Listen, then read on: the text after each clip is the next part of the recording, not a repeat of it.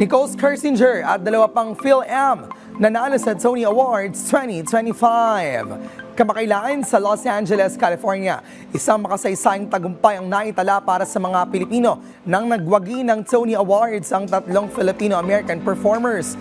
Kinilala sina Nicole Scherzinger, Darren Criss at Marco Paggia para sa kanilang natatanging kontribusyon sa teatro. Si Nicole pinarangalan ng Best Performance by an Actress in a Leading Role in a Musical para sa kanyang pagganap sa dulang Sunset Boulevard. Si Darren Criss naman, ginawaran ng Best Performance by an Actor in a Leading Role in a Musical para sa kanyang papel sa dulang Maybe Happy Ending.